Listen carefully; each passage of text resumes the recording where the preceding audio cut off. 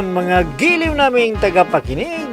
Narito ang pang-apat na kabanata ng ating kwento na pinamagatang Kalaboso sa pakikipagsapalaran ni Kapitan Karyong! Ganun pala. Pwede pala tayong makialam. Oo nga, ano? Kagawad. Nangangailangan ng tulong. Kababaihan, mga batang apektado, nangangailangan ng tulong. Tama. Oo, mga kasama. Malaki ang responsibilidad natin sa kanila. Ang susunod na gagawin natin ay tanungin ang biktima at mga saksi upang matukoy kung ano ang naganap. Paalam sa biktima ang kanyang mga karapatan at mga hakbang na maaaring gawin upang mapakalagaan ang mga impormasyong nakalap, isulat o i-record, audio man dyan o videotape ang testimonya. Gawin ito nang may paunang pagpayag ng biktima. Tama, mga kasama. Tama yan, mga kasama. Malaki ang responsibilidad natin. Kaya, magtulungan tayo para dyan. At pagkatapos, samantalain natin. Karyaw! Anong ginagawa niyo ni Veronica dyan, ha? Labas! Ang asawa mo, nagawala. Kuya, may session pa kami. Huwag po kayo maingay. Nako, patay.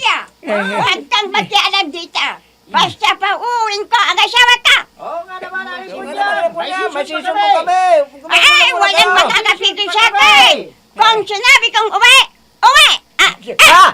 May granata! May granata! Punyag!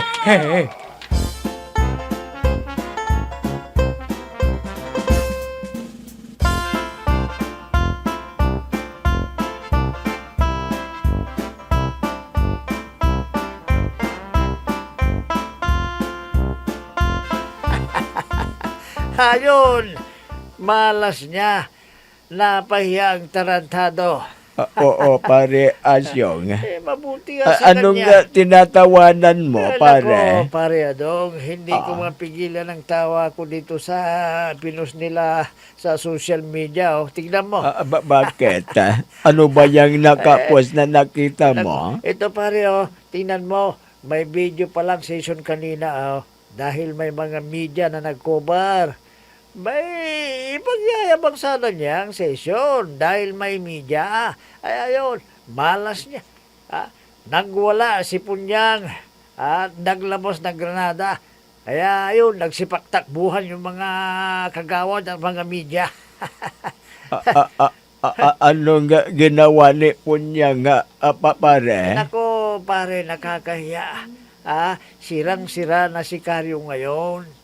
Sabi ng mga nagkomento sa post na ito, Andres daw pala si Kapitan. Kaya kailangan mapalitan na raw siya. Ganun ba? Oo. Ayos yan, pare. Nako, nakakaya ang tawagin kang Andres. Oo, pare. Kung ako nasa sitwasyon niya, nako, magpapakamatay na lang ako, pare. Pare, tama yung sinabi mo. Ako rin. Kapag yan nangyari, magpapakamatay na rin ako.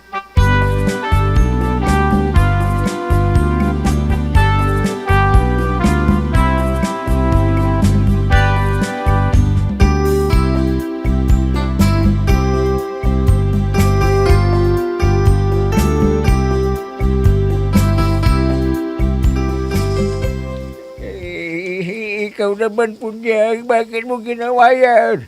Hindi mo na ako binigyan ng kahiyan. May media na nagkukubar pa naman Wala akong pagkanap. Kahit sino pang nandun. Ayaw kong magkaroon na naman kayo ng pagkakataong magmutin ng Veronica na yun. Punyag, nakaw, sirang-sira na ako. Paano pa ako kakandidato ulit? Wala nang maniniwala sa akin. Bakit nandito ang tarantadong ito? Aha. At anong pinagtatalunan ninyo? Bayaw, grabe naman ang ginawa sa akin ni Punyang ipinaya ko sa mga media. Kasalukuyan nga nagsisisyon kami, tapos nagpunta na Tama sa na! barangay. Ito ang tandaan mo, Bayaw, ha? Oras na magsumbong sa akin ang kapatid ko na sinagtan mo siya. Humanda ka. Dahil ililibing kita ng buhay. Bayaw! Huwag mong tatawaging Bayaw. Dahil hindi mo naman ako itinuturing na Bayaw. Pinahiya mo ako sa hiling ko. Kaya pasensya ka na. Hindi ko makalimutan ang ginawa mo sa akin. Yan ka na. Bayaw, sandali lang. Mag-usap ba tayo? Bayaw! Wala na tayong dapat pag-usapan pa. Basta kung anong sinabi ko, sundin mo. Kundi babarilin na kitang animal ka. Narinig mo. Kung aapihin mo ako, isusumbong kita kaagad kay kuya at ililibing kanyang buhay. Punyag, bakit yung ginawa ng kuya mo ang ganito sa akin, ha? Wala naman akong kasalanan sa'yo, eh. Huwag mong sabihin yan. Sinungaling ka. Marami ka ng kasalanan sa akin. Kaya magdusa ka.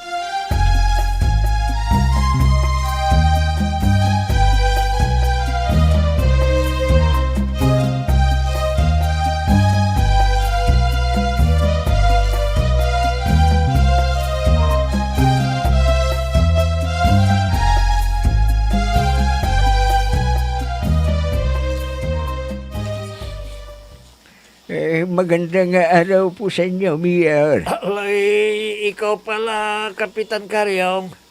Bye, long time no see. Oh, bakit ba halos hindi ka na dumadalaw dito sa aking opisina halos mag-aapat na buwan na. Pasensya ka na, Mayor.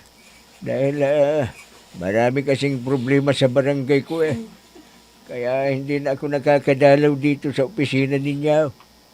Ang mga resolution kasing isinusumiti namin ng mga konsyal, sila lang ang nagsasubmit dito.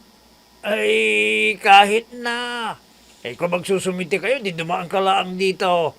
Ha? Lagi kasi akong nagmamadaling umalis, Mayor. Dahil may problema sa barangay. Alay, ganun ba? Alay, teka. Alam kong may kailangan ka. May problema ka ba? Ano ba yan? May sabihin mo sa akin. Ha? Sabihin mo sa akin kagad habang wala pa yung ibang tao dito sa opisina ko. Mayor, kasi nagkaroon kami ng hindi pagkakaintindihan ng bayaw ko, eh. Bayaw mo? Alisin ng bayaw mo? Si Vice Mayor Agaton, Mayor. Ano? Bakit ano bang hindi nyo napagkaintindihan? Mayor, mabuti pa, makinig po kayo sa ikwento ko sa inyo. Ang pinagmula ng aming hindi pagkakaintindihan. Pakinggan mo, Mayor. Ganito nagsimula ang lahat.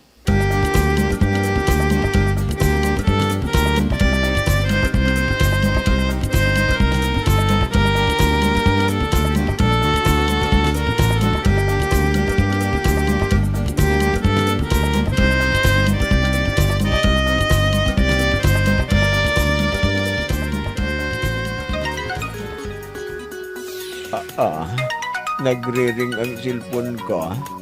Buti na lang at natapos na naming pangalawang round ni Melinda. Si pare Asyong pala ang iistorbo sa magpapasabog na sana mapasabog na nga. Masagot.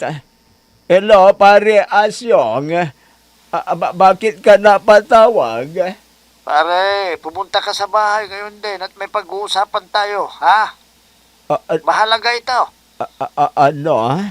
Nako pare, nandito kami ni Melinda sa Tacloban ngayon, eh. Ano? Wala ka rito sa nanghingaluan? Nako pare, may mahalaga pa naman tayo sanang pag-uusapan ngayon, eh. Paano ito? Kailangang mapag-usapan natin ngayon, pare.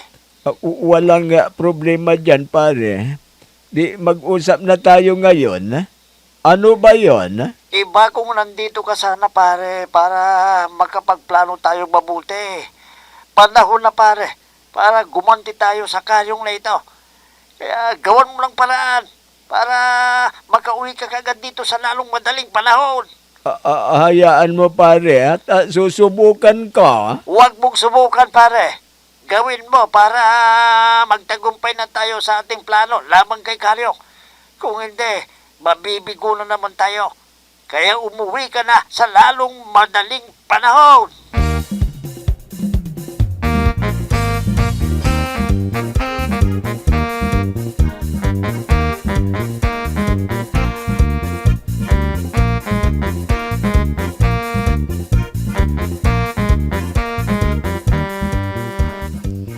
Ano ka mo, Adong?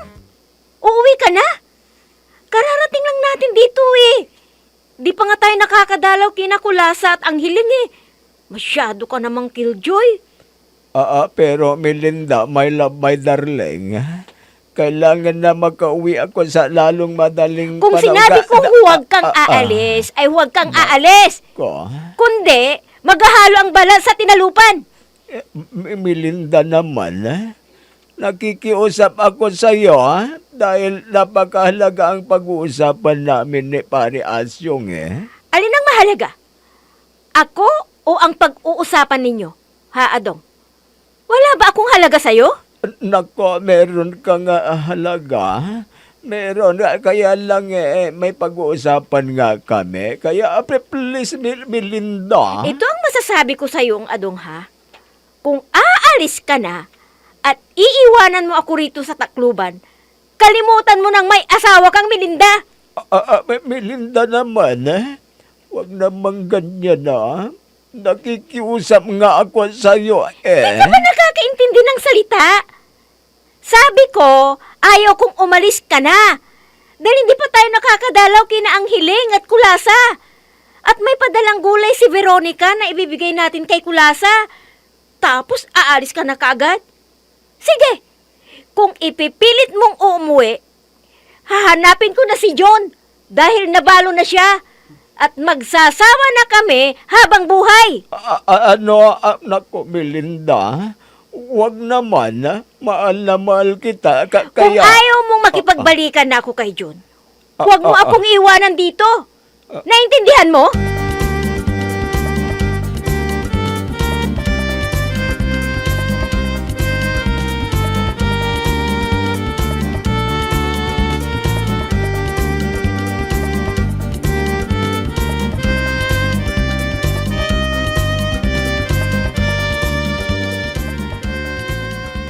Mga kapatid, nandito tayo para pag-usapan ng idinulog ninyong problema ninyong mag-asawa.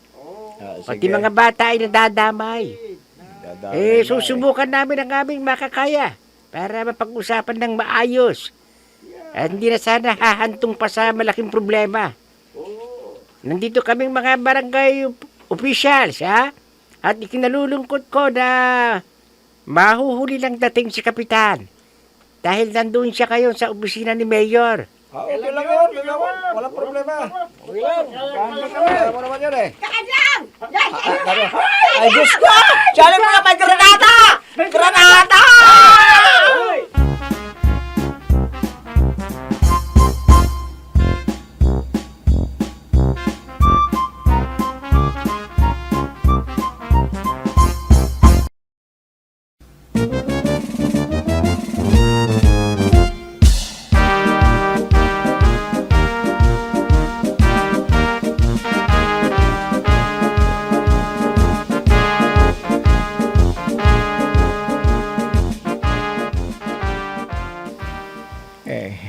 Napakabait talaga ni Mayor Gustalba.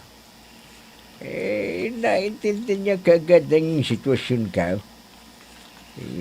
Sobra na kasing ginagawa ni Bayaw sa akin napakababaw naman ang dahilan para magalit ng ganun sa akin. Ayaw ko lang payagan si Veronica na pansamantalang sekretara niya dahil marami rin kaming trabaho sa barangay. Napakakitid naman ng pagkaintindi niya. Buti pa si Mayor, naintindihan niya kaagad ang kalagayan ka. Mga kalayan! Pero sa kalayan! Magtago na kayo sa inyong mga tahanan! Nakaw. Siya mismo niyan! Naghuhurumintado! Naghuhurumintado! Takbo! Si Punyag, Juan, nagtatagbuhan ng mga tao. Kaya ano ka nangyayari dito? Ay! Bumalik kayo dito! Sagutin din yung tanong ka! Ay! Ay, nakaw! Si Punyag, naghagis ng granada. Delikado ito. Mabagkong ka na, marami na naman kayo Labas yan ang dito. sikaryo! Ilabas ninyo sikaryo! Hindi! Pasasabugin ko kayong lahat dito! Papatayin tayo! Nangyari po yan! Papatayin tayo!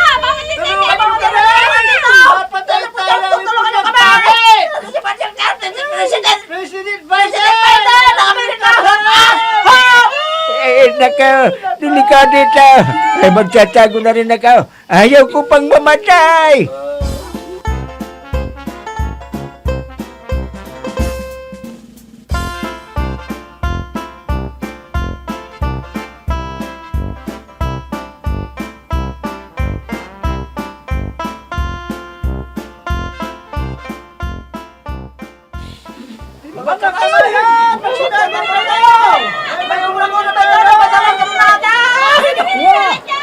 Diyos ko!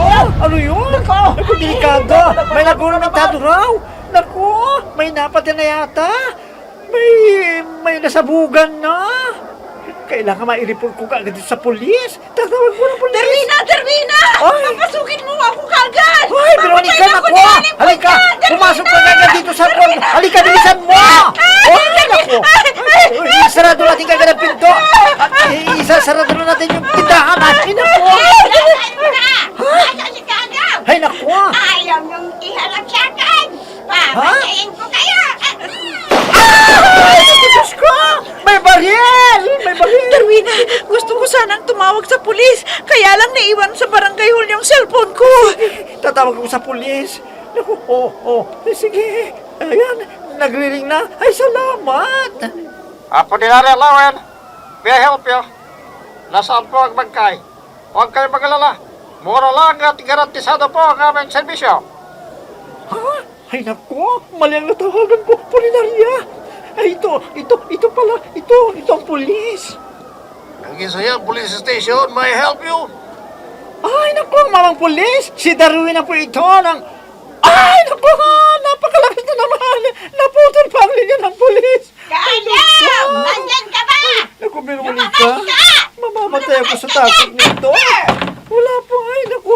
Darwina, sinisipan na rin po niya ang pinto ng bahay niyo. Baka makapasok yan at magbabarilin tayo. Halika, Veronica. Tatakas tayo dito. Dito tayo sa likod dadaan. Halika. Magtatago tayo. Sa may itikan ni Aling Huli. Halika, dali. Bilisan mo. Dali. Naku, sana nandito si Mang Ido.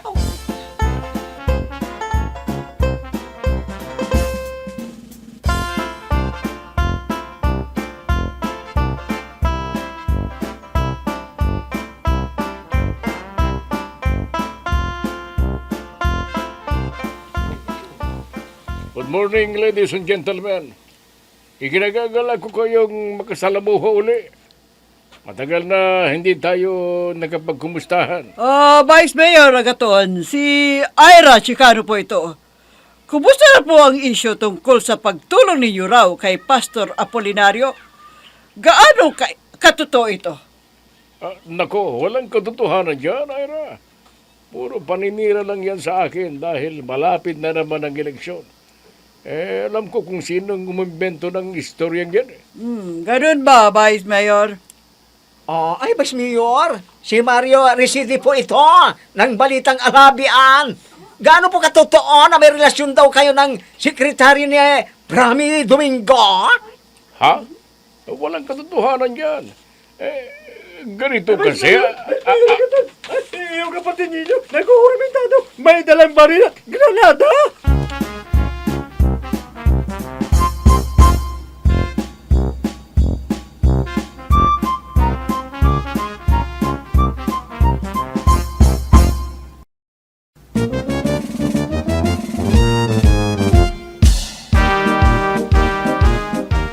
Ano kaya ang gagawin ni Vice Mayor Agaton sa sinabi ni Benito? mga gilyo naming tagapakinig, abangan ang susunod na kabanata ng ating kwento na pinamagatang Kalabuso sa pakikipagsapalaran ni Kapitan Karyong! Mga nagbibigay buhay sa ating dula ay sina Mayra Abrihal Narnola, Susan Malikdam, Robert D. Guzman, Amit Diaz, Oscar Ora, Jun Cabato, technical supervision at sa musika ni Oscar Ora, nilapatan ng tunog ni Robert D. Guzman, mula sa panulat at direksyon ni Oscar Ora. Kapitan Karyong! Inihahandog sa inyo ng F3 Recording Studio para sa pambansang radyo ng Pilipinas, Bombo Radio Philippines!